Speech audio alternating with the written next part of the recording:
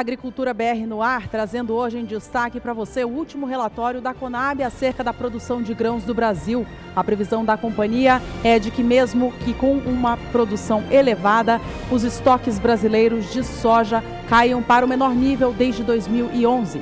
Hoje também falamos a respeito das exportações de farelo do grão, que cresceram bastante neste ano. E tem ainda informações sobre a previsão do retorno das chuvas para as áreas produtoras do Brasil. Cotação de mercado, participação do público de casa e muito mais. Você acompanha a partir de agora aqui no Agricultura BR.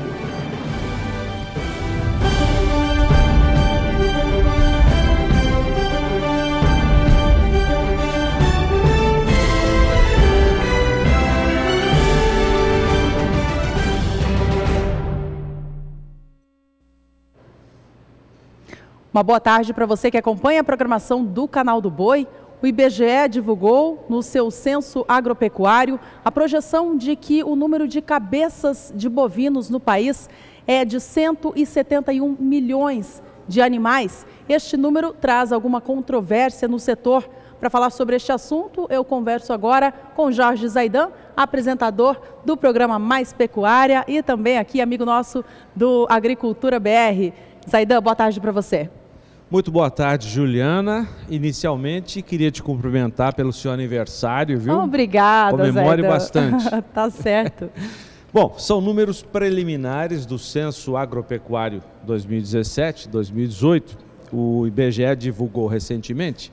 Nós já falamos sobre esse assunto e hoje no programa Mais Pecuária nós vamos detalhar a respeito dessa questão. Vamos falar da diferença entre o dado oficial, embora ainda preliminar, daquilo que é divulgado amplamente por quase todo mundo, ou seja, o rebanho bovino para muita gente, e a gente até trabalhava com esse número também, 220 milhões de cabeças. Bem acima dos números do IBGE. Mais de 50 milhões de cabeças abaixo, né? Na verdade, abaixo o número oficial do IBGE. Quer dizer, tem muitos países do mundo que não tem nem a metade desse rebanho. O dos Estados Unidos, que são o maior produtor de carne do mundo e equivalente carcaça, o rebanho de lá é 90 milhões de cabeças. Quer dizer, 50 milhões é mais do que o dobro, perdão, mais do que a metade daquilo que seria o rebanho dos Estados Unidos. Então, hoje a gente vai falar sobre esse assunto, porque chama muito a atenção. Para muita gente, a indústria frigorífica, é o que a gente vai mostrar hoje à tarde, quer mostrar para o mercado que o nosso rebanho é muito grande, que está faltando, tem muito gado para ser abatido. Mas na verdade não é bem assim. A gente vai falar desse assunto hoje no Mais Pecuária. Que horas mesmo começam Mais Pecuárias, Zaidan? 5 para 6 no horário de Brasília. Convite feito então. Obrigada, Zaidan, pela participação aqui. Um bom trabalho para vocês. Parabéns pelo aniversário. Obrigada, Zaidan. Seguimos com a Agricultura BR, agora trazendo em destaque a soja no Brasil.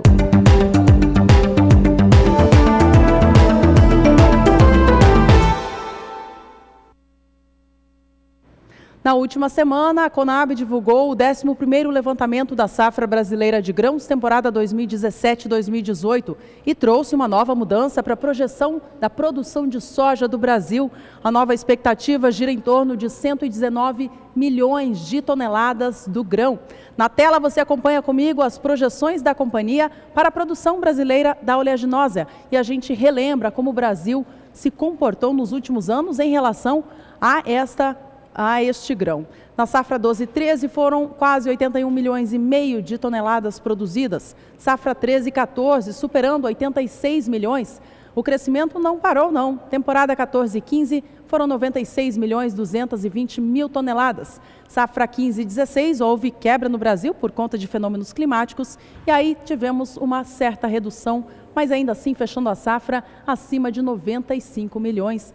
Temporada passada, 2016-17, o Brasil alcançou pela primeira vez a marca superior a 100 milhões de toneladas, fechando o ciclo com 114 milhões. E para a temporada nova, 2017-18, nova projeção está em 118 milhões 980 mil toneladas, são quase 119 milhões de toneladas do grão.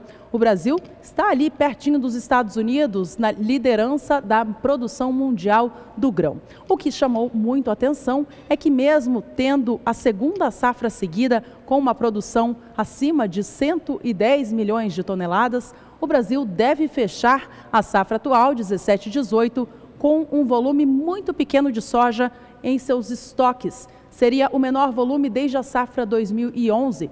Vamos na tela acompanhar então esta discrepância em relação à produção e os estoques finais. Veja que na safra 11/12 foram 88.950.000 toneladas.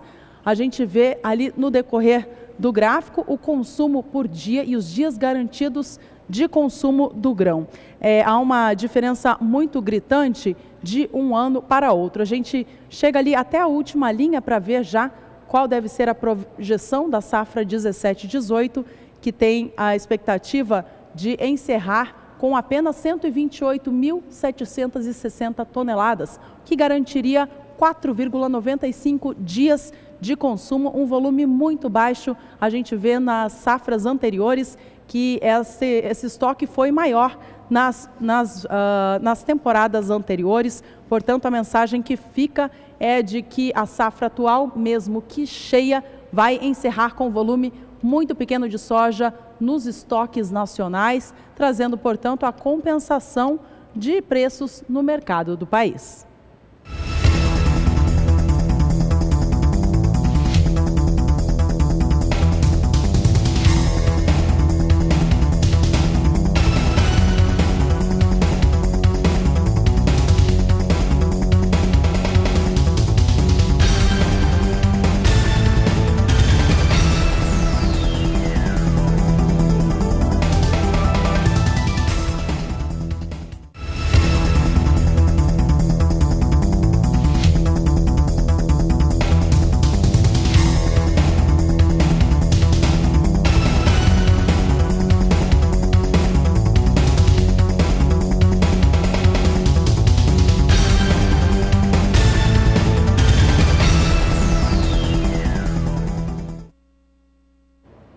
De olho agora nas cotações da saca da soja nos portos do Brasil. Você acompanha comigo na tela o valor de referência para o valor da saca de 60 quilos do grão nos portos de Santos e também no porto de Paranaguá. Ambos os valores para esta segunda-feira, dia 13 de agosto. Em Santos, preço da saca está em R$ 88,00 a saca. Já no porto de Paranaguá, o valor também se mantém em R$ 88,00. Ambos portos, portanto, pagando este preço para a saca que sai embarcada de lá. Principais portos de escoamento do grão no país, portanto, valores de referência para este início de semana. A gente fala agora a respeito do clima no Brasil, isso porque há expectativa de retorno das chuvas em algumas áreas produtoras do país. Vamos ao vivo conversar com Juliana Rezende, que tem as informações para a gente. Olá, Juliana, é um prazer falar contigo. Boa tarde. Olá, boa tarde, Juliana. É um prazer estar aqui ao vivo com vocês. Isso mesmo, tem previsão de retorno das chuvas para o centro-sul do Brasil a partir da próxima semana. Mas o grande destaque desse início da semana é que algumas áreas ainda seguem sofrendo com a estiagem, principalmente em áreas da região central, interior do Nordeste, Tocantins também. Nessas regiões, pelo menos não chove de forma significativa há em torno de 3 meses. As regiões, então, produtoras do centro metropolitano da região de Palmas voltou a receber áreas de instabilidades após 109 dias sem o registro de uma gota sequer de chuva. Neste domingo, então, voltou a chover. Foi uma chuva bem fraca e isolada, mas já tivemos áreas de instabilidades, então, voltando a atuar em algumas áreas com solo bastante seco. Agora, durante os próximos 5 dias, é o tempo seco que vai predominar em grande parte grande parte do centro e sul do Brasil. Algumas áreas de instabilidades até podem ainda avançar em áreas do Tocantins, Tocantins, Goiás e também Minas Gerais, mas são umas pancadas bem fracas. Isso porque são os ventos em altitude que conseguem ainda garantir pancadas de fraca intensidade de forma bem isolada, porque de maneira geral é o tempo seco que predomina em grande parte do centro e sul do Brasil e até do interior do Nordeste. Na região norte, a chuva ainda segue acontecendo de forma bastante abrangente por conta do calor e da umidade do ar mais elevada, que acaba garantindo as instabilidades tropicais. A partir da próxima semana é que aí sim volta a chover. Após uma semana de tempo mais seco em grande parte da região sul brasileira, volta a chover na região sul, São Paulo, sul de Minas Gerais, Mato Grosso do Sul e até o oeste do Mato Grosso. Essas áreas de instabilidades vão estar associadas à passagem de uma frente fria pela costa do país, que acaba espalhando a chuva pelas regiões mais escuras do mapa. A chuva que chega entre São Paulo, Mato Grosso do Sul e até o Mato Grosso é uma chuva mais fraca, mas que já volta a trazer um cenário um pouco mais otimista para as lavouras que vêm sendo prejudicadas por conta dos índices de umidade do solo mais baixos. Na região sul é que a chuva é um pouco mais significativa, com volume de água de até 15 milímetros entre o período do dia 19 até o dia 23 de agosto. Então, durante esta semana, o tempo seco ainda predomina em grande parte do centro e sul do Brasil, mas a partir da semana seguinte, esse tempo mais seco então perde intensidade e o avanço de uma frente fria volta a trazer pancadas de chuva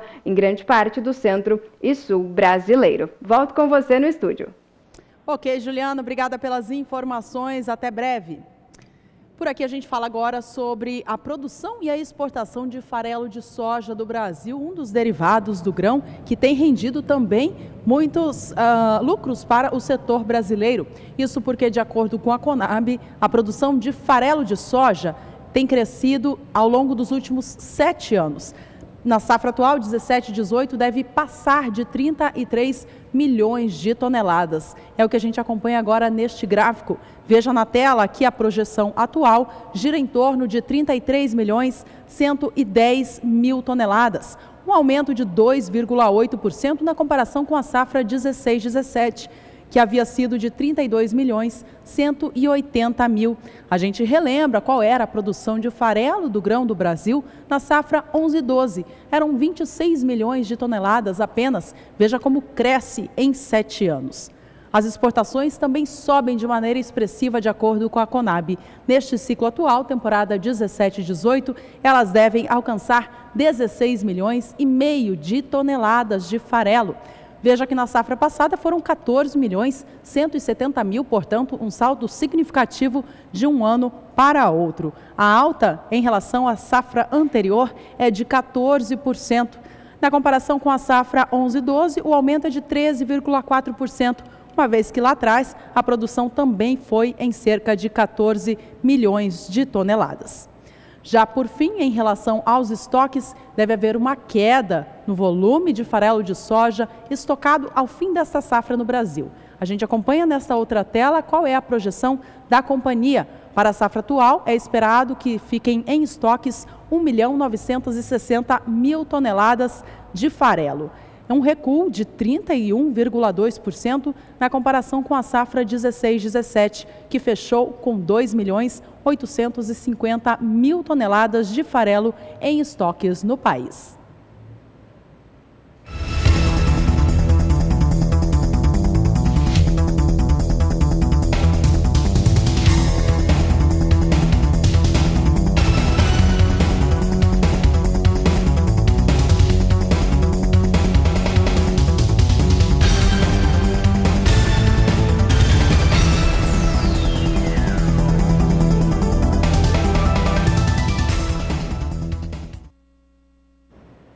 Destaque agora é a soja, mas no cenário norte-americano. A nova projeção do Departamento de Agricultura do país em relação à produção do grão por lá está bem elevada. Na tela você acompanha comigo agora quais foram as últimas projeções apresentadas pelo órgão.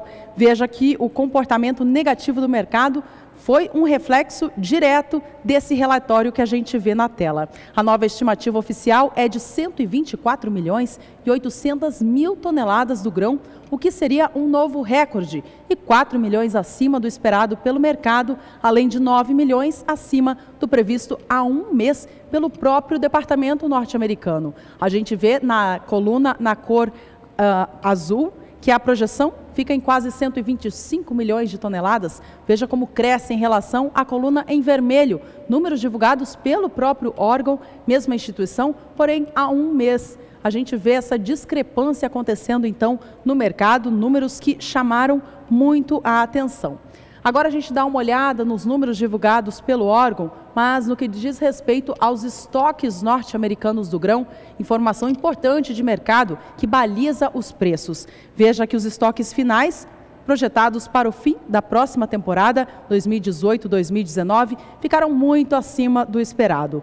Outro fator, como a forte valorização do dólar nos mercados internacionais ante outras moedas principais, também atuou como influência baixista para quase todas as commodities. Já já a gente confere como que a soja opera em Chicago. Em primeiro lugar, vamos analisar os números aí na tela. Na coluna em azul, a última à sua direita, projeção do Departamento de Agricultura norte-americano. A expectativa é de que a safra encerre com estoques acima de 21 milhões de toneladas. No mês anterior, coluna em vermelho, a projeção ficava abaixo de 16 milhões, portanto, um número que cresce muito e, portanto, foi fator importante para balizar os preços do grão na Bolsa de Chicago. Agora a gente segue acompanhando o mercado da soja ao vivo, direto da Bolsa norte-americana, para saber como operam os valores neste início de semana. Segunda-feira, 13 de agosto, soja operando na Bolsa de Chicago em compasso de elevação. Alguma recuperação é vista no dia de hoje, frente à queda forte vista na semana passada. Contrato com vencimento em agosto opera a $8,49 mais 4 bushel, alta de 3 centes de dólar por bushel agora. Posição de setembro vem a $8,53 mais 4. Soja negociada para entrega em novembro, $8,65 o bushel, enquanto a posição de janeiro de 2019 vem a $8,77, todas as posições ganhando cerca de 2 a 4 centes de dólar por bushel neste momento, apesar da leve recuperação, nada de ganhos em comparação com as quedas fortes que já vimos aqui ao longo das últimas semanas. Vamos agora acompanhar o dólar comercial no Brasil, que fechou a última semana em alta, cerca de R$ 3,78. Se não me engano, a gente acompanha os valores deste momento agora então. Dólar vem operando em alta também no dia de hoje, na venda a R$ 3,89 mais 5, com variação de 0,81%. E o Agricultura BR vai agora para um rápido intervalo comercial. Já já a gente volta com mais destaques do agro, do Brasil e do mundo. Fique conosco, voltamos já. Agricultura BR de volta. A gente fala agora a respeito dos custos que as indústrias de carnes de frango e de carne suína têm tido neste segundo semestre do ano por conta do tabelamento de fretes no Brasil e também devido à guerra comercial entre China e Estados Unidos. Sobre este assunto, Fabiano Reis conversou com o diretor executivo da Associação Brasileira de Proteína Animal, o Ricardo Santin. Acompanhe a entrevista. Boa tarde, Fabiano, e aos nossos espectadores do canal do Boi. Hoje, com a tabela de frete que foi aprovada durante a greve, nós temos um grande problema não só para o setor de aves e de suínos, como também para o Brasil. Essa tabela, a gente sabe, o mercado tem que ser regulado pelas suas relações naturais e não impositivas como essa.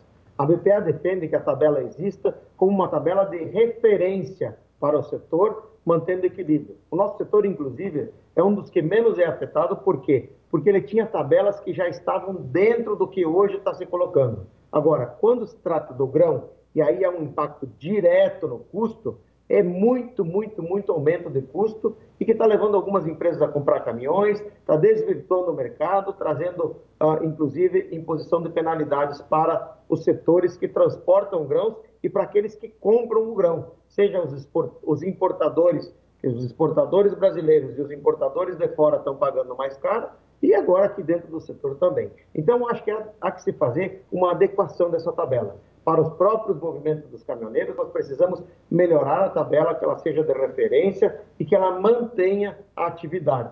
Nós fomos ontem à Frente Parlamentar da Agropecuária, junto com demais entidades, com a BIEC e a BIOV, solicitar que seja vetado o parágrafo 4º do artigo 5º, que impõe penalidades, colocando em insegurança jurídica todos esses setores que trabalham com grãos ou com o consumo de grãos, seja para exportação, seja para transformação em proteína animal. Há que se colocar agora, suspender os efeitos dessa tabela, pelo menos temporariamente, até que seja decidido a ação direta de inconstitucionalidade prevista pela CNI, proposta pela CNI e pela CNA, e que está em andamento e que terá uma audiência pública do ministro Luiz Fux agora, no dia 27 de agosto.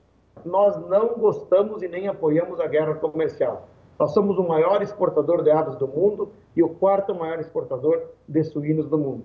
Nós precisamos de que esses mercados sejam abertos e que consigam trabalhar bem. A briga comercial entre Estados Unidos e China não ajuda ninguém no longo prazo e no médio prazo. Agora, no curto prazo, de fato, há uma imposição de tarifas, principalmente em carne suína, da China, que deverá ter um efeito reflexo imediato, podendo comprar um pouco mais, já que a carne suína foi sobretaxada em 25% e os Estados Unidos exportavam mais de 200 mil toneladas para a China por ano. A gente espera que isso possa ajudar, junto com a retomada do mercado da Rússia, que aguardamos para que aconteça em breve também. Nós temos já uma realidade nova. O patamar de custos das rações já vinham antes da greve dos caminhoneiros, pressionando demasiadamente a produção brasileira. Tanto é que tínhamos 4 fábricas em férias coletivas. Por quê? Porque com a diminuição de exportação, não há um aumento de oferta na produção brasileira, mas há uma exportação não realizada até aqui, principalmente por causa dos embargos da Europa, no caso de aves, e do embargos da Rússia, no caso de carne suína.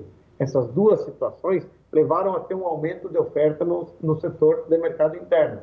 E o custo, por sua vez, já vinha aumentando antes mesmo da tabela de fretes.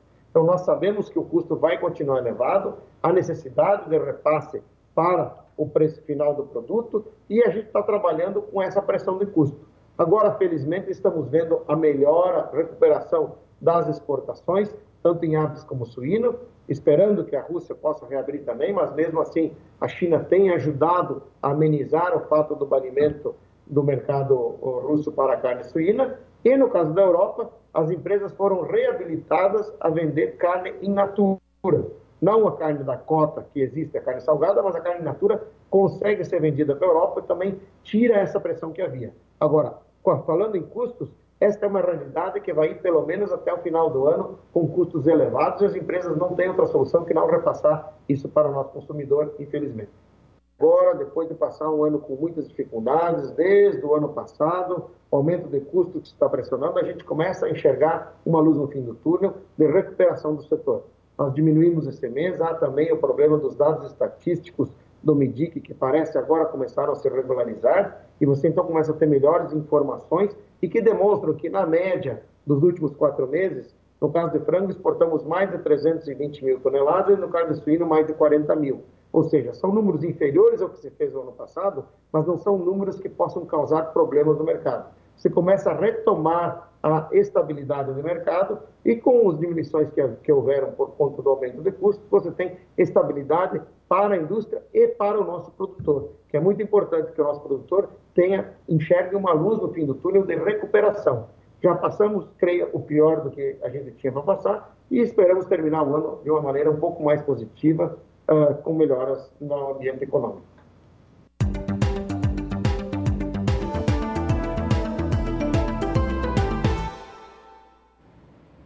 O ritmo da colheita do milho de segunda safra diminuiu na última semana por conta das chuvas que atingiram os estados do Paraná e Mato Grosso do Sul. De acordo com a consultoria AG Rural, o índice de área colhida na região chega agora aos 74%, conforme mostrou o relatório que trouxe o acompanhamento até a última quinta-feira, dia 9 de agosto.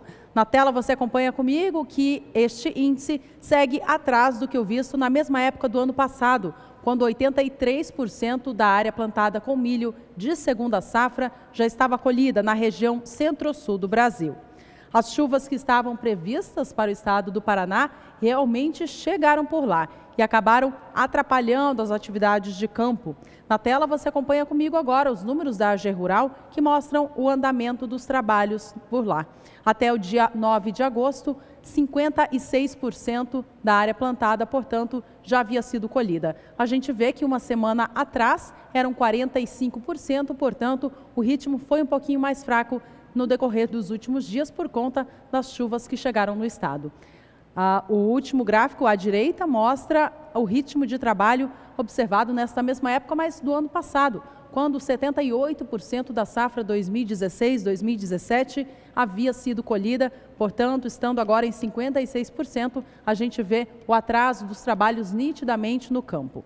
Mato Grosso do Sul foi um estado também que sofreu com chuvas na última semana, nos últimos dias, acabando por interferir no andamento dessa reta final da atividade de colheita. Na tela você vê comigo agora dados para Mato Grosso do Sul, um dos maiores estados produtores de milho do Brasil. Até a última quinta-feira, dia 9 de agosto, a área chegava a 46%. A gente vê o quanto está atrasado, uma vez que nessa mesma época do ano passado eram de 69% para Mato Grosso do Sul. Então o estado ainda segue atrasado com as atividades no campo. Em Goiás, de acordo com a consultoria AG Rural, 69% da área foi colhida até o momento e no estado de Mato Grosso as atividades estão sim na reta final, chegando já aos 96%. E nós voltamos agora a conversar com a Juliana Rezende, da Somar Meteorologia, ela que vai trazer informações sobre a previsão do tempo, justamente para esses produtores que estão ainda fazendo a colheita do cereal de segunda safra. Juliana, é com você. Pois é, Juliana, na última semana as chuvas, então, que se confirmaram em áreas do centro e sul do Brasil, acabaram atrapalhando o andamento das atividades de colheita do milho segunda safra. Tivemos bons episódios de chuva em grande parte do sudeste, Mato Grosso do Sul e região sul.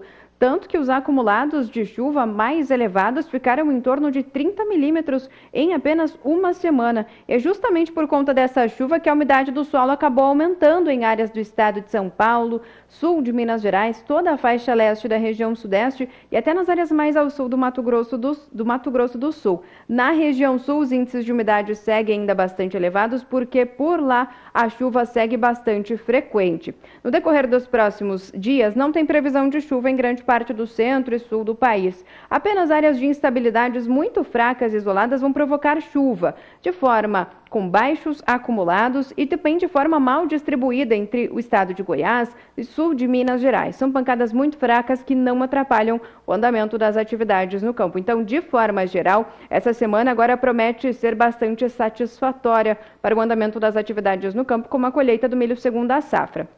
A partir da próxima semana é que já vai voltar a chover. O avanço de uma frente fria pela costa do país vai voltar a espalhar chuva por grande parte da região sul e aí no Paraná a chuva pode ainda atrapalhar o andamento das atividades de colheita do milho segunda safra. O acumulado de chuva não tende a ser tão elevado, mas como são pancadas de chuvas mais frequentes e duradouras, essa chuva pode ainda atrasar um pouquinho mais as atividades de colheita do milho segunda safra no estado do Paraná. A chuva que chega entre São Paulo, Mato Grosso do Sul, até por alguns momentos na faixa oeste do estado do Mato Grosso é mais fraca e também de forma mais isolada, mal distribuída. Por isso, essa chuva pode ainda atrapalhar o andamento das atividades no campo, mas de forma muito pontual e momentânea. A tendência é que no decorrer da terceira semana, a partir do dia 24 de agosto, a chuva na região sul vai seguir bastante frequente. Por alguns momentos, vai ganhar até intensidade. Então, grande parte do Paraná, a partir da próxima semana, já começa a receber pancadas de chuvas mais duradouras,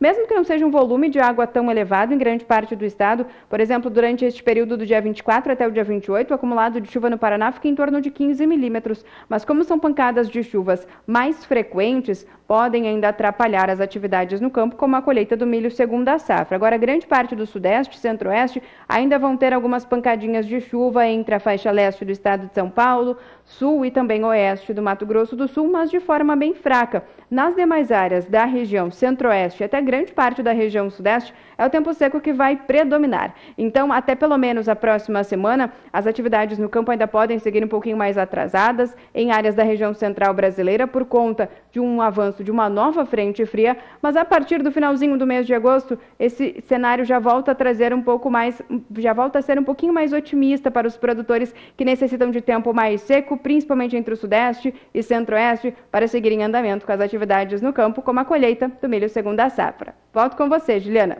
Obrigada, Ju. Até já. Em Mato Grosso, um dia de campo mostrou os benefícios do consórcio da crotalária com braquiária. É o que a gente vai conferir na reportagem de Valdir Pacheco. No terceiro dia de campo Boa Safra, evento realizado na Fazenda Santa Isabel, em Lucas do Rio Verde, município localizado no médio norte de Mato Grosso. A família Fischer abriu a porteira da fazenda para técnicos e produtores rurais da região conhecerem um mix com variedades de forrageiras para a cobertura do solo, objetivando maior produtividade na safra principal, que é a soja. A gente realizou esse trabalho, né, do dia de campo justamente para mostrar um pouco da fazenda, um pouco dos trabalhos realizados aqui dentro.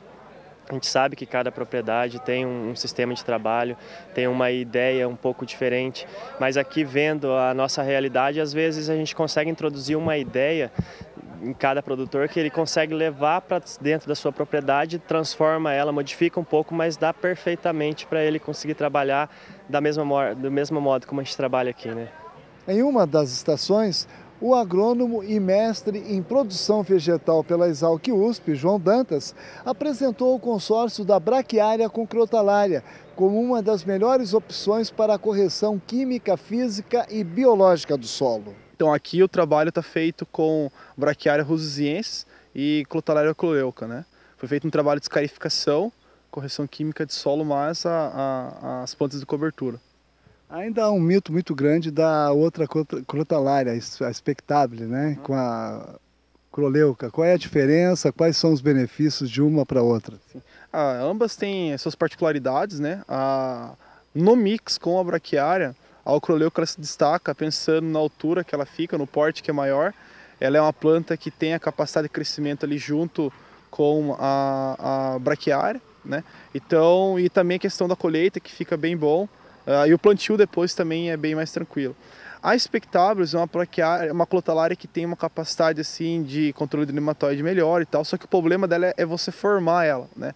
É uma planta que tem um valor agregado na semente um pouco maior também, e você formar ela também, você conseguir fazer com que ela complete ciclo, numa situação assim boa para você ter o alto potencial de aproveitamento em cima da planta, é um pouco mais difícil. Então aqui vai ser feito a colheita, né, com a plataforma, e vai ficar a braquiária no qual ela vem sendo roçada, ela vai ser roçada com o triton. Então, após alguns dias, ela vai rebrotar. No que ela rebrotar é feita a dessecação e feito o plantio em cima de uma massa brilhante, que é isso aqui, né? Então, isso realmente é um plantio na palha, um plantio direto, um sistema de plantio direto bem feito, né? Valdir Pacheco para o SBA, Sistema Brasileiro do Agronegócio. É hora de intervalo comercial por aqui. No próximo bloco você fica sabendo mais sobre os dados preliminares do IBGE divulgados no Censo Agropecuário do país. Voltamos já. O que avançou e o que se perdeu no agronegócio brasileiro nos últimos anos? O IBGE tem traçado essa radiografia da agropecuária brasileira através do Censo Agropecuário. Em Brasília, a repórter Catarina Martorelli conversou com o coordenador nacional do Censo a respeito dos dados preliminares. Pois é, hoje o Canal do Boi está com a pessoa que é responsável pelo Censo Agropecuário do IBGE, que é o Antônio Florido. Antônio, muito obrigado pela sua presença aqui no Canal do Boi. Conta pra gente, nesse último censo, que avaliações você faz que foram os números que mais mudaram, aquilo que mais chamou a atenção do IBGE? Então, nós temos aí 11 anos de defasagem entre um censo e outro. Então, muita coisa muda em 11 anos. Então, você tem avanço de áreas, em área de fronteira, na região norte, na região centro-oeste, você tem envelhecimento do produtor, você tem aumento de tecnologia, aumento de produtividade. Agora, o censo te dá a possibilidade de você analisar isso em cada cantinho do território brasileiro. Então, eu tenho falado assim que os números falam. Agora, as pessoas, e nesses números tem a fala de mais de 5 milhões de produtores. Então, se você souber escutar os números, tem pedido de socorro, tem informação de sucesso. Então, cada analista olhando o seu pedaço, o seu canto, vai poder, como é uma divulgação preliminar, vai poder nos dar subsídio para melhorar a informação caso haja algum problema ainda. Então, a previsão é divulgar o resultado final em julho do ano que vem. E eu estou me incentivando aí que os analistas, por isso que eu não estou, você me pergunta, o que você acha? Eu não acho, eu acho que quero que as pessoas achem, usem os números para acharem alguma coisa, para verificar o que está acontecendo, se os números estão refletindo realmente as tendências que os pesquisadores já estão observando. E a mão de obra, você percebe que ela diminuiu? O maquinário tem, de fato, tirado postos de trabalho no campo? Então, não é o maquinário ter tirado postos de trabalho de campo. A tecnologia, o avanço tecnológico, não só no campo, mas em qualquer área, diminui a mão de obra. E a mão de obra que acaba sendo retirada do mercado é a mão de obra menos qualificada. Então, aí vem aquelas coisas, política de requalificação das pessoas, para recolocá-las. Então, você precisa de uma pessoa que saiba operar uma máquina com GPS, com um nível de tecnologia que não é qualquer pessoa que sabe. Então, são pessoas mais preparadas que acabam substituindo várias pessoas. Então, a informação tem vários o Senar, vários órgãos que estão buscando preparar a mão de obra, qualificar as mãos de obra. E o que a gente observou é que o produtor, quem trabalha no campo, é uma pessoa que está com uma certa idade, que não busca mais esse tipo de ensino. Então, tem que tentar incentivar o público jovem que está ainda no campo a se qualificar, a se manter no campo, e de modo que consiga retirar da área, ou da sua área, ou do seu espaço de trabalho, o seu sustento e a sua renda que o ajude a viver com a família. Os nossos produtores, nossos agroempresários, eles estão preservando o meio ambiente? Como é que está essa questão de área degradada? Então, eu não tenho uma informação assim de área degradada. Nós temos uma informação nesse censo que ficou mais ajustada em relação ao censo passado, que é a área dentro do estabelecimento agropecuário, quanto de área que o produtor está mantendo como área de proteção ambiental, cumprindo a lei. Então, o advento do CAR, que é um cadastro ambiental, que o produtor tem que definir a sua área de proteção ambiental, isso se refletiu no censo, que a gente verifica que ficou bem mais forte quando você analisa o número como um todo do uso da terra, está aparecendo com maior detalhe a área de preservação ambiental. Muito obrigada, Antônio, pela sua presença e pelas suas informações. É isso. Catarina Martorelli para o SBA.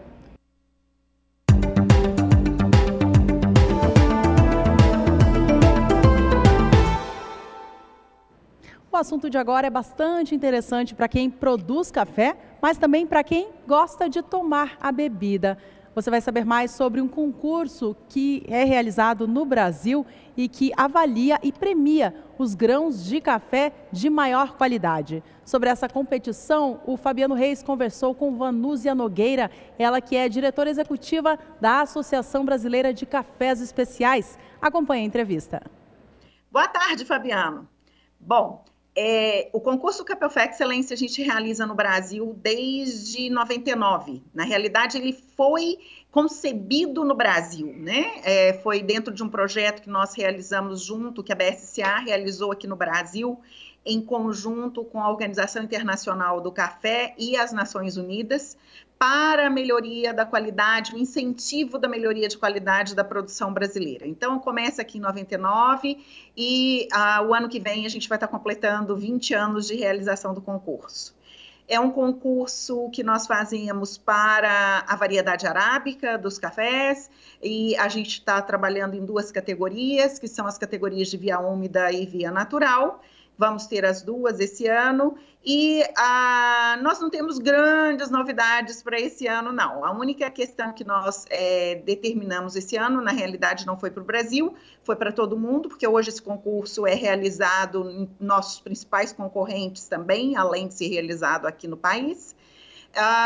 Agora, uma propriedade só pode colocar uma amostra no concurso em cada uma das categorias. Até o ano passado, nós aceitávamos mais de uma amostra para uma determinada propriedade, porque muitas vezes são irmãos, você tem toda uma família dentro daquela propriedade e era possível a gente ter mais de uma. A partir desse ano, não, é só uma mesmo que vai ser usada e que pode ser registrada dentro do concurso. Essa é a principal novidade para esse ano. A fase final do concurso, que é o que nós chamamos de fase internacional, que vai ser realizado entre 15 e 21 de outubro, este ano vai ser realizada em Guaxupé. Nós temos o apoio da Cochupé e da SMC como anfitriões dessa fase esse ano. É a fase que nós realizamos sempre volante ou itinerante, dependendo da região de Brasil, é o termo que o pessoal usa. E então esse ano a gente leva para Guaxupé. As inscrições, elas devem ser feitas através do site da BSCA, www.bsca.com.br. Lá você tem os produtores têm todas as instruções para a inscrição. As inscrições vão poder ser feitas até a primeira semana de agosto. É gratuito, aberto para todos os produtores de cafés arábicas do Brasil.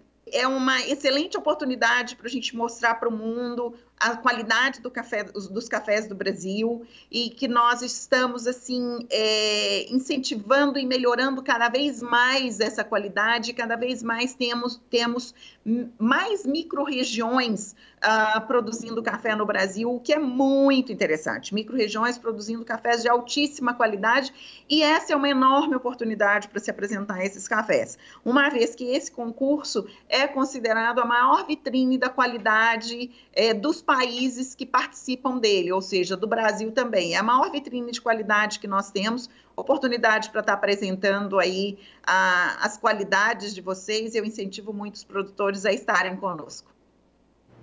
Seguimos falando de café por aqui agora com a participação do público de casa. Quem está no quadro Somos Todos Produtores de hoje é o Enelson, de Medeiros, interior de Minas Gerais. Ele nos mandou uma mensagem e também fotos da sua produção. Na tela você acompanha comigo qual foi o recado que o Enelson mandou para a gente aqui no programa Agricultura BR. Ele disse o seguinte: a chuva continua por aqui e está aí o resultado da indução da florada. Já já a gente vai ver a imagem. A nossa preocupação é a antecipação da florada, sendo que ainda não terminamos a colheita e tem café prestes a florir. Está aí a situação do Enelson de Medeiros, Minas Gerais. Vamos mostrar as fotos que ele nos mandou, então, pelo aplicativo WhatsApp. Você acompanha conosco, então, imagens da florada do café que já está acontecendo por lá. Florada antecipada em interior de Minas por conta das recentes chuvas que chegaram na região. O Enelson nos conta que segue fazendo a colheita da safra 2018, mas aí já tem uma interferência da safra nova começando a aparecer. Olha que imagem inusitada essa, grãos prontos para serem colhidos e a florada ali tomando conta já do cafezal. Enelson, muito obrigada pela sua participação aqui no Agricultura BR. Bons negócios para você por aí. A gente segue falando desse assunto então e agora saber sobre o clima, como que vai se comportar para a sua região. A gente volta a falar com a Juliana Rezende, direto da Sumar Meteorologia, que traz agora para a gente detalhes para o clima nas áreas cafeiras. Ju, é com você. Olha, Juliana, durante os últimos dias, esse retorno das chuvas em áreas produtoras de café, principalmente do café arábica, acabou trazendo esse cenário aí de risco, principalmente para a ocorrência aí já das primeiras floradas nas lavouras de café. No decorrer dos últimos períodos, então, essa chuva veio aumentando as condições de umidade do solo entre o Paraná até o sul de Minas Gerais, e no decorrer desses próximos dias já não tem mais quase risco para chuva. Risco para chuva muito fraco e isolado, de forma bem pontual em áreas do Triângulo Mineiro, sul de Minas Gerais e até da região norte do estado de São Paulo. São pancadas de fraca intensidade de forma bastante irregular. Tempo seco predominando em grande parte do estado do Paraná, interior do estado de São Paulo e grande parte do leste e norte do estado de Minas Gerais. De forma geral, essa semana agora vai ser um cenário mais otimista para os produtores que estão em fase de colheita e de secagem dos grãos. A partir da próxima semana, a tendência é que novas áreas de instabilidade já consigam avançar por áreas produtoras de café do Paraná, São Paulo e até o sul de Minas Gerais. Por isso já volta a chover em grande parte dessas regiões. O acumulado de chuva no Paraná deve ser um pouquinho mais elevado, ficando em torno de 15 milímetros no decorrer do período do dia 19 até o dia 23 de agosto. A chuva que acontece entre São Paulo e até o sul de Minas Gerais é fraca, então há baixo risco para a ocorrência já de novas floradas em relação às lavouras de café nessas regiões. O tempo seco vai predominar em grande parte do estado de Minas Gerais, até o Triângulo Mineiro, nada de chuva, isso porque a frente fria não vai conseguir avançar de forma tão expressiva. Por isso, algumas regiões voltam a receber pancadas de chuva já a partir da próxima semana, mas inclusive o norte, até a faixa oeste do estado mineiro, ainda não recebe chuva. No decorrer da próxima semana, entre os dias 24 e 28 de agosto, a chuva vai seguir persistindo entre o estado do Paraná, principalmente.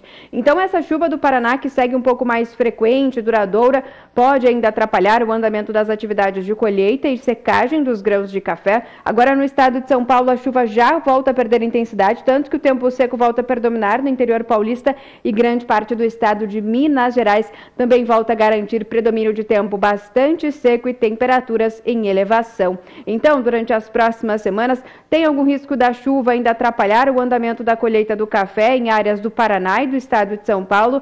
A partir, mais para o finalzinho do mês de agosto, é que as instabilidades já começam a perder intensidade no sudeste, por isso o cenário para o andamento das atividades no campo volta a seguir mais favorável para grande parte das áreas produtoras de café arábica da região central brasileira. Volto com você, Juliana.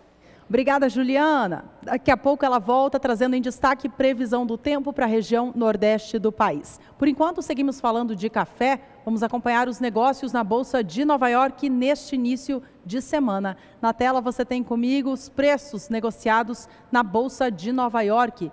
O contrato com vencimento em setembro opera agora a $1,06 por libra peso. Variação negativa acontecendo para todas as posições de mais curto prazo no dia de hoje. Café arábica negociado para entrega em dezembro vem a $1,0950. Posição de março, $1,1270 por libra peso.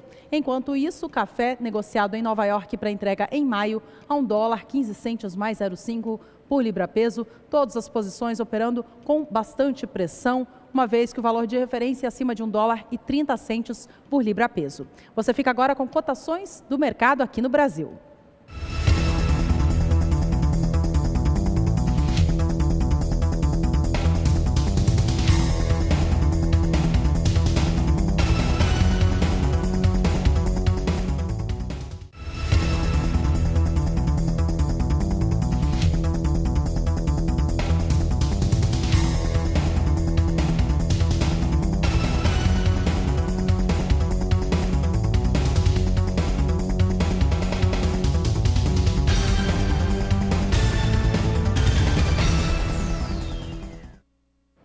É hora de mais um rápido intervalo. No próximo bloco, você conhece os bons resultados que um experimento no Rio Grande do Sul tem tido utilizando matéria orgânica lá da Bahia. Já já você entende isso e muito mais. Até já.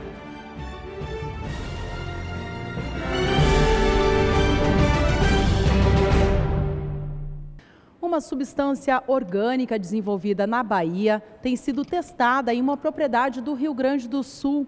O produto melhora a qualidade do solo e já tem tido bons resultados na produtividade da soja. Quem conta mais sobre essa história para a gente é a Annelise Nicolodi. É até difícil de explicar, mas as substâncias úmicas são uma mistura complexa de vários compostos orgânicos sintetizados a partir de restos de matéria orgânica decomposta por micro-organismos. O mais interessante é que já tem empresas elaborando produtos a partir desses ácidos e utilizando na agricultura. Uma pesquisa experimental está sendo realizada aqui no Rio Grande do Sul. Os primeiros resultados do uso de ácidos úmicos e fúlvicos foram apresentados pelo engenheiro agrônomo Luiz Gustavo Floss, diretor do grupo que presta assessoria e consultoria em agronegócio para 4 países da América Latina. Eu conversei com ele sobre esse assunto. Sem dúvida nenhuma, a agricultura passa por um momento ímpar, no sentido de buscar aumento de produtividade. Como que nós conseguimos aumentar a produtividade se não auxiliar a planta na melhor disponibilização de nutrientes e também de criar um equilíbrio hormonal nessa planta? É aí que entram os ácidos orgânicos, né, os ácidos úmicos e fúlvicos. Para poder entender um pouquinho, os ácidos úmicos é uma cadeia um pouquinho maior, importante no solo para a retenção de nutrientes e melhor disponibilização desses nutrientes para as plantas via raiz. E os ácidos fúlvicos são cadeias mais curtas, que são muito mais facilmente absorvidos até via foliar, e que com eles podem estar entrando junto também os nutrientes. Esse tipo de produto foi muito trabalhado já na década de 80, 90, principalmente nos países que possuem baixa quantidade de umidade, como é o caso da Espanha, da Itália, que com a dificuldade de produção, né, imagine uma região, por exemplo, da Itália, da Espanha, que é Almeria, que é a grande horta da Europa, que tem mais de 30 mil hectares de estufas lá, é um lugar que chove no máximo 120 milímetros por ano, e é um lugar que no inverno está menos 5 graus e no verão dentro das estufas 50 graus. Isso é um lugar que na década de 60, início da década de 70, era só fazia um filme de faroeste. E ali começaram a desenvolver, retirar solo, leito de rio para construir solo e construir as estufas aí para produção.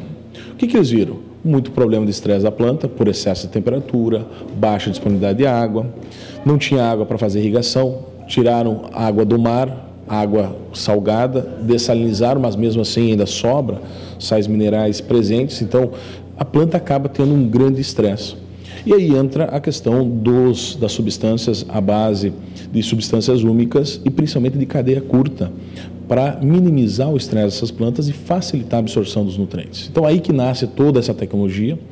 E claro, no primeiro momento, com uma forma de poder disponibilizar esses ácidos orgânicos, e hoje com a tecnologia imensa, a partir de enzimas, com uma maior disponibilidade disso aí. Quando a gente fala de ácidos fúlvicos, a gente está falando de um grupo muito grande. Inclusive os aminoácidos de cadeia curta entram dentro desses grupos, né? Porque são cadeias curtas de absorção. Se a planta consegue fazer a absorção desses aminoácidos, é porque existe uma forma que a planta desenvolveu de absorção dos nutrientes, que é a proteína transportadora. A própria planta produz essa proteína transportadora, que vai no meio externo, se liga com o nutriente e introduz para dentro da célula. Quando a gente faz a aplicação desses ácidos fúlvicos, desses aminoácidos, nós estamos enganando a planta, num certo sentido, em que ela entende que esse ácido fúlvico ou aminoácido é como se fosse essa proteína transportadora e deixa entrar para dentro da planta tanto a cadeia como todos os nutrientes que estão junto com ela. A gente tem algumas pesquisas, né, alguns testes sendo feitos aqui no Rio Grande do Sul. A gente sabe que isso ainda é bastante recente. O que já se tem de resultado prático, né? Falando lá no campo, na lavoura? Nós temos feito muitos trabalhos nessa área de ácidos orgânicos, né? Nós já temos até há mais de 12 anos já trabalhos com isso aí.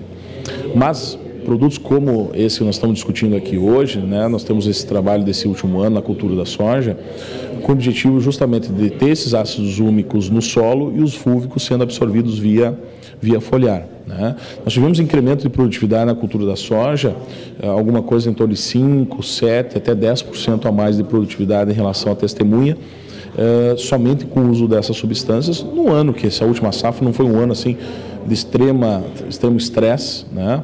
Mas, por exemplo, no nosso campo experimental em Passo Fundo, nós tivemos durante 30 dias, entre fevereiro e março, no enchimento de grão, 5 milímetros só de chuva no meio desse período. Então, qualquer estresse que a planta acaba sofrendo, ela acaba, então, tendo problemas realmente de desenvolvimento e, no caso, enchimento de grão. Quando nós temos esse tipo de substância no solo, proporciona, então, uma melhor disponibilização de água e dos nutrientes para a planta ter um momento mais adequado.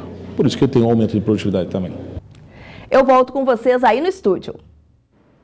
Obrigada, Nelise. E é hora de atender a dúvida dos telespectadores. É o quadro Agricultura BR Responde.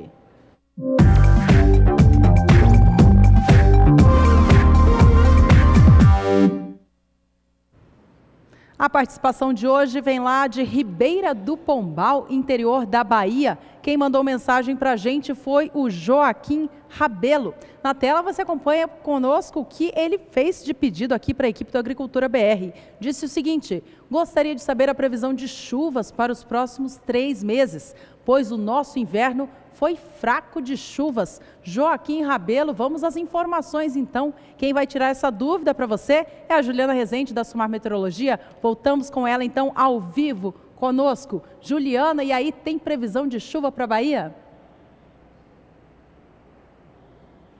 Olha, para a região de Ribeira do Pombal, na Bahia, a tendência ainda é de chuva bastante irregular no decorrer das próximas semanas. O mês de julho já foi marcado por chuva abaixo da média na região. Agosto ainda segue com poucos registros de chuva. É por isso que as condições de umidade do solo na região de Ribeira do Pombal seguem ainda um pouquinho mais baixos. No decorrer dos próximos dias, então, até tem previsão de chuva. Só que é uma chuva muito fraca que vem acontecendo em grande parte da faixa leste do estado da Bahia. É os ventos úmidos que sopram do mar que acabam garantindo um pouco mais de instabilidades em toda a faixa litorânea da Bahia.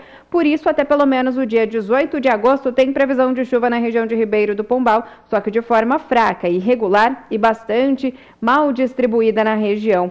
A partir da segunda semana, entre os dias 19 e 23 de agosto, é que as instabilidades conseguem se espalhar um pouquinho mais por toda a faixa leste da Bahia. Aí sim, volta a chover de forma um pouco mais significativa, bem distribuída, pancadas também com maior volume de água, em torno de 15 milímetros é o acumulado para a região de Ribeira do Pombal. E até pelo menos o dia 28 de agosto, tendência de chuvas conseguindo se espalhar um pouquinho mais por toda a faixa leste do estado da Bahia, e aí as pancadas de chuva também ganham um pouquinho mais de intensidade. O volume de água ainda segue em torno de 15 milímetros no decorrer deste período. Agora, durante os próximos meses, a tendência ainda é de bastante regularidade nas chuvas. Não devemos ter ainda os próximos meses com chuva já se regularizando na região da Bahia. Tendência ainda é de chuvas irregulares, com ainda períodos de tempo mais seco intercalados com os poucos episódios de chuva que acontece. Então, assim como nos demais dias do mês de agosto, tanto setembro como também outubro ainda deve ser marcado por bastante regularidade nas chuvas na região de Ribeira do Pombal, e a tendência ainda é de dias de tempo mais seco, ou seja, ainda não vamos ter chuva mais significativa e expressiva para a região, a ponto de garantir até o aumento das condições de umidade do solo. Bom, hoje eu encerro por aqui a minha participação, mas amanhã eu volto com mais previsão do tempo. Boa tarde. Obrigada, Juliana. Uma boa tarde para você. Até mais. E a Agricultura BR vai agora para um rápido intervalo comercial. No próximo bloco você fica sabendo sobre a Feira do Trigo, que acontece no estado gaúcho. Nós voltamos já.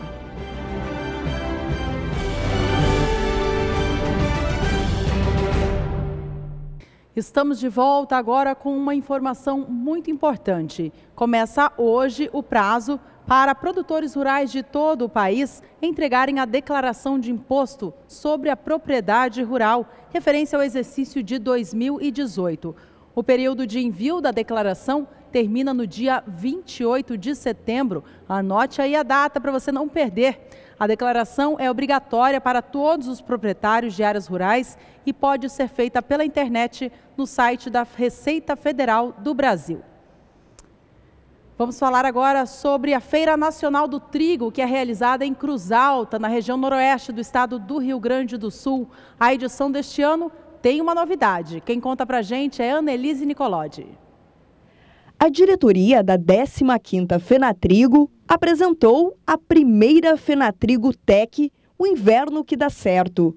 Marcada para ocorrer de 25 a 28 de setembro de 2018, a feira é voltada para o agronegócio e será realizada no campo experimental e em todas as dependências da Universidade de Cruz Alta. Ela vai discutir a rentabilidade das culturas de inverno. É um novo momento da Fenatrigo na história. Saímos da multissetorial tão conhecida e famosa que vem desde 1975 e partimos para um novo momento, um novo evento em parceria através de um termo de acordo com a Universidade de Cruz Alta e a Associação Fenatrigo. A gente leva para o campus da Unicruz nossas estruturas, nossos trabalhos, e já em parceria com tudo que a universidade já dispõe, através do seu dia de campo, que já teve 5 eventos, e também o seu hospital veterinário, a estrutura do Salão Nobre da Unicruz, que nos proporcionará todos os workshops, as palestras, as temáticas que vão ser desenvolvidas. A gente está tirando um pouco, nesse primeiro momento, a gente tira o foco em shows, a questão por isso da multissetorial, sim, para uma questão técnica, tecnológica, vinculado para o público agrícola, né, e também para o público acadêmico. Em um segundo momento, de 15 a 19 de maio de 2019, acontece a tradicional Fenatrigo multissetorial, no mesmo formato das edições passadas, com atrações culturais, exposições, comércio e serviços. Afinal, Cruz Alta é uma das cidades que mais colhe grãos no Brasil, né? E isso, através da Fenatrigo Tech, queremos mostrar a toda essa comunidade o que realmente Cruz Alta tem, que é tecnologia, né? É esse potencial, essa vocação agrícola. Então tentamos e vamos tentar até o último dia mostrar todo esse engajamento, né, que as empresas trazem, todo esse viés técnico e tecnológico, a fim de que Cruz Alta seja mais uma vez, enfim, preponderante no cenário nacional e do Rio Grande do Sul em temáticas como tecnologias e demais afins. A Embrapa Agrosilvio Pastoril, localizada no estado de Mato Grosso, realizou a 7ª edição da Jornada Científica, que foi feita em Sinop. Valdir Pacheco acompanhou a apresentação das pesquisas. Confira na reportagem. Estudantes de graduação e pós-graduação que desenvolvem suas atividades científicas na Embrapa Agrosilvio Pastoril em Sinop, Mato Grosso, apresentaram seus trabalhos durante a 7ª Jornada Científica da instituição. O evento ocorreu concomitantemente ao 2º Encontro de Ciência e Tecnologias Agrosustentáveis. Trazer as apresentações que foram feitas durante o ano, nossos bolsistas de iniciação científica também, temos 10 trabalhos de iniciação científica, apresentação oral, 39 pôster e dentro dessa discussão e trazendo um dia de discussão em ciência dentro da unidade com os alunos e os pesquisadores. A programação contou com 4 palestras. Uma delas foi do produtor rural José Leandro Duran, que integra a lavoura pecuária e abordou novas estratégias para a pecuária de cria na ILP. A exemplo da estação de monta invertida, que já pratica em suas propriedades. Esses bezerros hoje estão morrendo com média de 24 meses. E as fêmeas em transição de monta de 12 a 14 meses. Né? Então o mercado da integração está pedindo esse bezerro cada vez mais cedo e o sistema produtivo para produzir esse bezerro para o produtor da integração faz com que a gente acelere o processo, cada vez mais vão se consumir mais bezerros, é onde acho que a partir de 2020, 2021 o bezerro se consolida de novo no mercado, tendo preços recordes.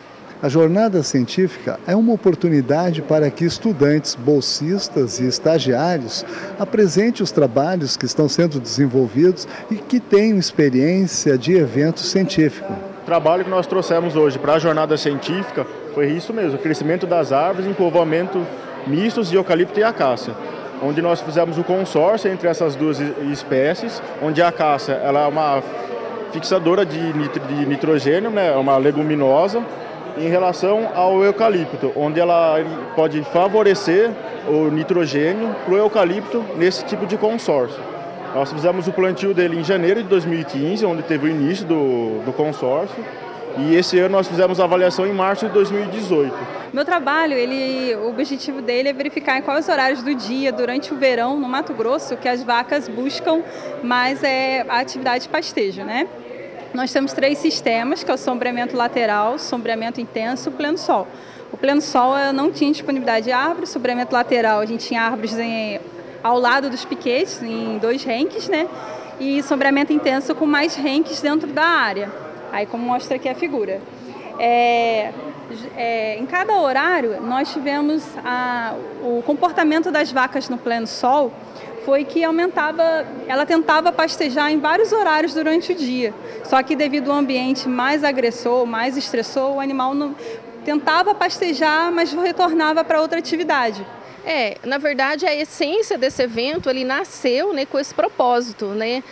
Nós temos aqui bolsas de iniciação científica, que é pela CAPES, CNPq, onde os pesquisadores escrevem seus projetos, tem esses alunos, eles trabalham durante um ano, Então eles crescem em maturidade, em coleta de dados, em como escrever, como organizar os dados, eles despertam nele e fazem um treinamento, né, de uma apresentação oral. Então, assim, na verdade, vamos dizer assim, é o berço onde nascem os pesquisadores, né? Então, é ali onde ele caminha ao lado de um pesquisador, ele é treinado e esse momento onde é a coroação desse evento, né, onde ele vem, fala, onde ele apresenta, e vai ser premiado também o melhor pôster, tanto o pôster como a apresentação oral.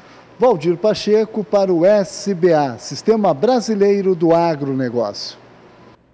É hora de mais um rápido intervalo, já já voltamos. Você vai saber o porquê da disparada do dólar no Brasil neste início de semana. Voltamos já.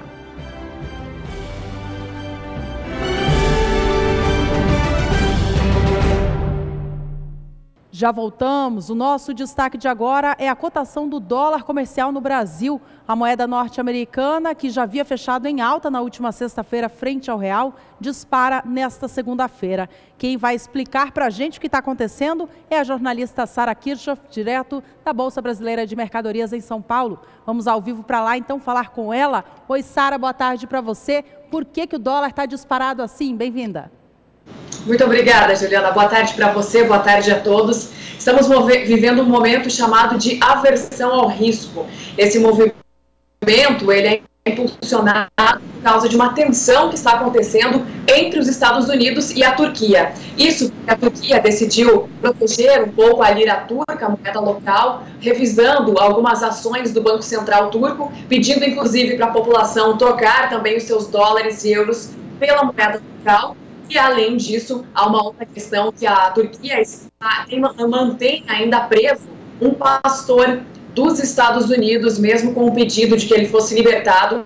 Isso não aconteceu, esse foi um pedido da Casa Branca, isso não aconteceu. E isso vem criando, então, uma grande tensão comercial global. Com isso, na última sexta-feira, a moeda turca, a lira turca, ela teve uma desvalorização muito 11%, hoje segue se desvalorizando e isso acaba respingando no mundo inteiro, principalmente nas moedas dos países emergentes. Na sexta-feira, por exemplo, das 31 principais moedas ao redor do globo, 26 registraram queda na comparação com o dólar. A lira turca, por exemplo, agora no acumulado do ano, registra uma queda de 40% na comparação com o dólar. Isso acaba influenciando também aqui no Brasil e acaba trazendo mais queda para o real. Hoje a gente está falando em R$ 3,91 o preço do dólar. O dólar está em R$ 3,91, com mais uma alta bem significativa. Na última sexta-feira, o dólar já avançava bastante na comparação com o real e há poucos dias a gente falava em dólar aí a R$ 3,70, né? O real vinha se recuperando, vinha num movimento mais positivo e agora, por causa dessa questão aí envolvendo a Turquia e os Estados Unidos, isso vem impactando então em diversos países e aqui não está sendo diferente. Então, com isso, no acumulado da última semana, o real teve uma desvalorização de 4,25% na comparação com o dólar e hoje uma queda diária de 0,83%. A gente está falando em R$ 3,91 para o dólar comercial, mas enquanto isso, o dólar turismo é vendido aí a R$ 4,06 em diversas casas de câmbio aqui na cidade de São Paulo, aqui em São Paulo, capital, e em diversos outros estados também. Então, esse movimento aí, como eu falei, essa tensão entre os dois países, traz um movimento de aversão ao risco e acaba respingando em outras economias também, ou seja, está sobrando para todo mundo, Juliana. A gente segue de olho hoje nesse cenário aí do câmbio para ver como que vai ficar o dólar hoje no fechamento do dia e o Banco Central brasileiro ele continua atuando fortemente aí nos swaps cambiais, que é injetar dólar no mercado para dar mais liquidez no mercado do câmbio para tentar justamente conter um pouco dessa volatilidade. Vamos ver se isso vai surtir algum efeito, pelo menos nesta segunda-feira, nesse início de semana, já que o dólar, como eu falei, na última semana teve uma valorização acima dos 4% na comparação com a moeda brasileira. Devolvendo o sinal para Campo Grande, é com vocês. Ok, Sara, obrigada pela explicação, então. Você acompanha no decorrer da programação do Canal do Boi como que a moeda vai fechar no dia de hoje. Por enquanto, a gente acompanha o mercado ao vivo. Veja na tela como vem operando o dólar comercial frente ao real neste momento. O dólar é vendido a R$ 3,91 mais 2, com variação positiva agora, já superior a 1%, 1,26% de alta. Agricultura BR na reta final, vamos agora acompanhar como opera a soja na Bolsa de Chicago. Também outro fator de referência para os sojicultores aqui do Brasil. Na tela você vê as operações que no início do dia de hoje vinham com certa recuperação frente à queda expressiva registrada na última semana. Soja negociada em Chicago para entrega em agosto opera agora $8,49, mais 4 por bushel, subindo agora pouco mais de 3 centes de dólar por bushel. Setembro, $8,53 mais 4. Soja para entrega em novembro é negociada a $8,65 mais 2 por bushel.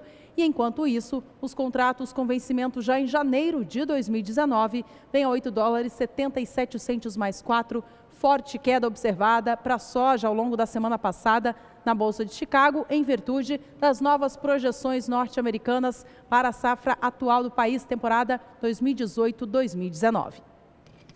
E com essa informação encerramos aqui o Agricultura BR de hoje. Muito obrigada pela sua companhia. Você fica na companhia agora da programação do Canal do Boi, sempre muito bem informado. Até a próxima!